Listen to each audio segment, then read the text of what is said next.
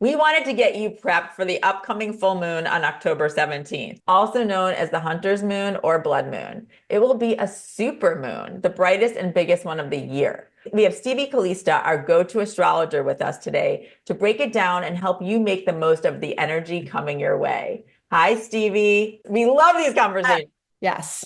So let's talk full moon. So the full moon is on October 17th and it's at 24 degrees of Aries. And this is a pretty intense full moon. I just feel like I keep saying that to you guys. We're coming off of eclipse season. So this is a full moon off of the eclipse that we just experienced in Libra, right? And so this is still eclipse season. We are still very much in this portal. And when you have a full moon in Aries, there is a lot of fire to be felt. And it's very physical with Aries. It's very self-focused. And the fact that this full moon is squaring Mars, which is the ruler of Aries, which means there's more masculine, fiery, aggressive, angry, passionate, initiating, pioneering energy to be felt. Is that all? Wow. Wow. Yeah. Yikes. That's Yeah. a lot. It's a lot. So, how would you suggest we use this particular full moon? So first, the sun is in Libra. And so this is about relationships, how we harmonize ourselves and others, the mirroring that we do when we're in relationship with other people. So this is the season of that. And the opposition of the moon in Aries says, what about your emotions? What about your needs? What about you? What about you? And so there's this illumination that's happening between us and other. And this is going to show up differently depending on where Aries and Libra are in your chart. The where shows up in different places. But overall, this is really about us seeking and having an experience of mirroring back and forth with another person. Because this moon is conjunct Chiron, which just means Chiron and the moon are together, that means that this could be very wounding or triggering. You could be triggered by something that happens to you, maybe in relationship to another person. Maybe it's like a past version of you, but something might feel like stingy. This could also be on the flip side, you coming into relationship with somebody that's really healing. Chiron is both triggering and wounding and also very much of the healer and the healing. So that spectrum is going to be something that you might experience in multitudes of ways. And there is a square to Mars in Cancer. So this could have something to do with your family, your home life, your upbringing. There's tension, a lot of tension with this full moon. And when it comes to what we do with that with Aries, we move our bodies. We have to move our bodies. Like you are going to feel the fire. And this might just be the fire to be brave and bold and take steps to initiate something new. That's Aries. Aries loves that. It's like the courageous one that would travel alone or start the project without having to plan everything or just go forward. So that is absolutely something you can lean into is just like that bravery and courage that Aries carries. But I'm going to say like a lot of us are going to feel this fiery chi energy and we're going to need to do something with it. So moving your body with Aries, you want to burn off energy. So it's not just about going to sit in the grass and centering yourself. This is get in your body, punch a punching bag, go scream, go release some of this, what might feel like anger or frustration or rage. Wow. Wow. Okay. That's That's good to really, know.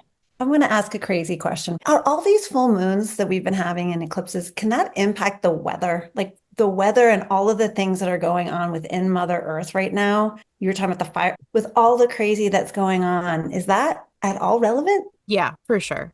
Just like Saturn in Pisces is bringing a lot with the water. He's been like the hurricanes and the floods, and astrologically speaking, absolutely, it's mirrored Interesting. in the astrology. And when you have a full moon, it's like a bigger pull on the Earth's energy frequency, which pulls our energy, which can create a lot of tension. that's why I I mean, think when we talk about full moons or new moons for women, it definitely impacts your time of the month. Isn't there certain times of the year where you can be talking to your girlfriends and you are like, oh, wait, I have my period. You have your period. It syncs up and it Yes. syncs up with the cycles of the Yeah, moon. Yeah.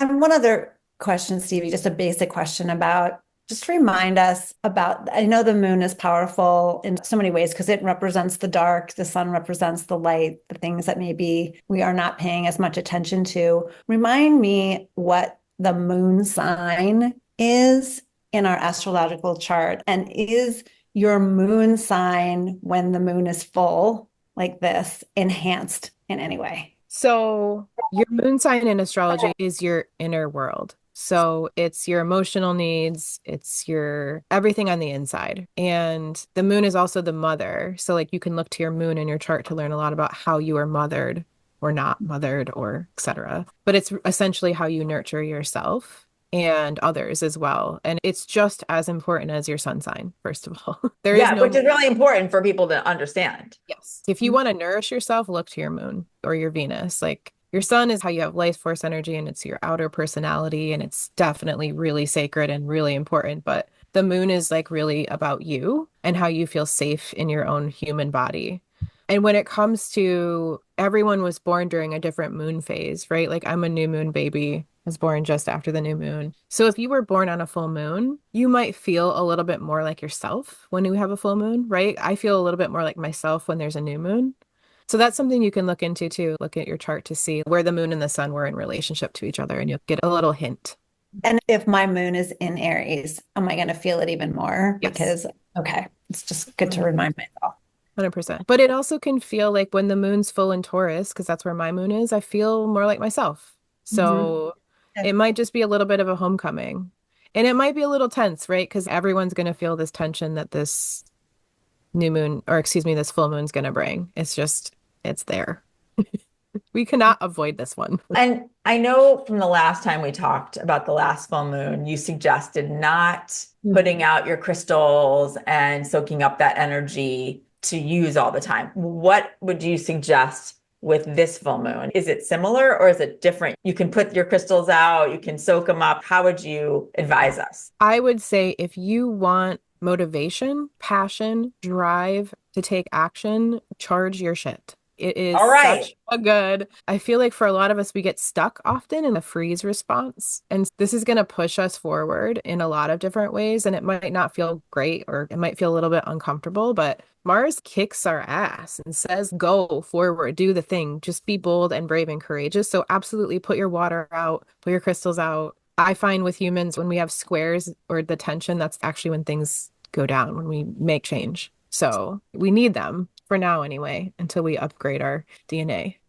We don't have to learn through suffering like humans do. That's right. And then what makes it a supermoon? So the supermoon aspect is just that the moon is closer to the Earth in its elliptical orbit. So So it's when we going have a to super, seem bigger and brighter because it's closer. yes, exactly. And then whenever we talk, these moons are, in addition to this one being a supermoon, they're always called something. In this case, it's the hunter's moon or the blood moon. Do you know the significance of that? Yeah, like the last full moon was the harvest moon, right? So it's like when we harvest our veggies and harvest all of our goods. And this one is the hunter's moon, which just signifies, especially in indigenous cultures and perhaps more ancient cultures, we were hunting right now. So that's why it's called that. It's like time to get your meat to store for the winter. And the blood aspect of it is similar. It's mostly because like blood is associated with hunting, but I find it so fascinating. This is always the Aries full moon, and that always happens, right? Things are called something, but it also lines Yeah. up with astrology. But the fact that it's an Aries full moon, like of all the moons to be a blood moon, you would pick Aries because it's the warrior. It's like the one that's gonna hunt, and it has the energy of Mars, which is aggressive, and just I find that interesting. It's synchronistic and so on purpose. Totally. I love this. I think at this time of year, it's great to have an opportunity to seize the energy of passion and just moving forward. I think at this time of year, we tend to be like, oh, the year is ebbing, everything is slowing down. So it does feel like a recharge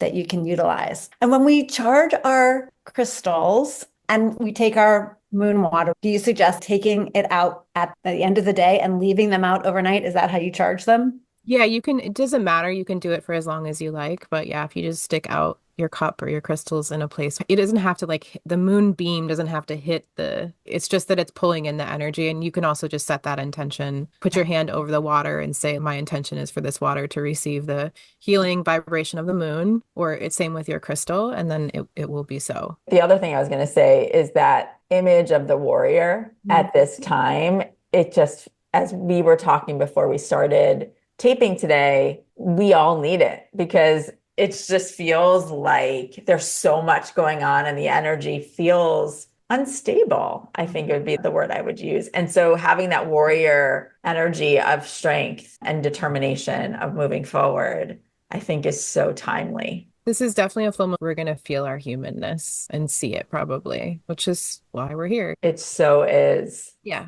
Is there anything else that we should know? Oh, if you have planets around 21 to 29 degrees of Aries, Libra, Capricorn, and Cancer, you're going to feel it more than other people. And one other thing, this moon is also squaring Pluto. Oh, is it? Which, for those who don't know what Pluto represents, Yes, Pluto is our shadow and our need to lose power, pull back power, transform in this life at a deep soul level. He's the one that peels the layers of the onion. Deep alchemy process, right? So life, death, life cycles. Pluto means business. But the interesting part is Pluto, as of October 11th, he is stationing forward direct. And so this is the last time he will be in Capricorn for our lifetimes. And he's closing his chapter here, I believe, until November 11th. So for the next month, it's the last time we'll see Pluto in Capricorn. And he's stationing at the last degree, 29 degrees. And so this full moon's going to illuminate the end. There's like the end of systems and structures crumbling, authority figures. This is a very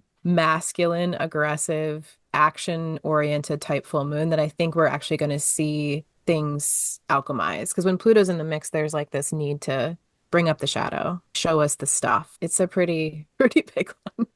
Mars and Pluto are usually involved when you see the collective kind of go cray for a little bit. They well, deserve and it. you can always feel the rumblings of that. So, Move your body, wow. especially if you're empathetic and you are feeling into the collective energy. Like, even if it doesn't feel like it's yours, make sure to let the earth have it, move it around. It's an excess of energy for sure that we'll all feel. It's going to be We already are interesting. feeling this. That's the thing. Lunar cycles aren't just that day. This is like a building of this energy that we're all tapping into. Even now, we're already feeling this leading up to it. Can I just ask a clarifying question though? Yeah. So if this moon is heralding in, calling upon us energetically to lean into our power and our passion and our motivation, are you saying that the addition of Pluto in the mix could potentially like maybe knock us down off of that, even if we're trying to step into our power? Is that what we could potentially expect from that aspect? Perhaps it could all just be an illumination of where we've given our power away. Pluto and Capricorn has really been teaching us where we've given our authority away, which is everywhere. We don't have sovereignty mostly. When we give our authority away to even our parents, or if you were parented that way, or your teachers, or whoever it is in your life, this is going to show you perhaps where that's happened before. And maybe this time you choose differently. Maybe you take an action step in a different way. And so collectively, I have a feeling we're going to see the collective systems and structures. We're going to see where they have abused their power. I don't know what we will do with that. That's up to us. We're going to have a lot to discuss in It November. just feels like very intense of like this moon is really holding some energy all the way around that will really have us thinking about our own power and the power of the collective. So It validates, I think, how we're all feeling right now. There's a reason we all are feeling this, not just the three of us, everyone we talk to, this intensity, this buildup, as you said. And so having this information going into this full moon and then talking about Pluto and that placement and where that will be until November 11th helps us just have a better understanding and be prepared. So thank you. We may have some more conversations even in the next few weeks because we may need that. Thank you. Absolutely, my pleasure. And you can visit steviecalista.com to find out more about working with Stevie on your soul blueprint, natal birth charts, or to sign up for her astrology updates.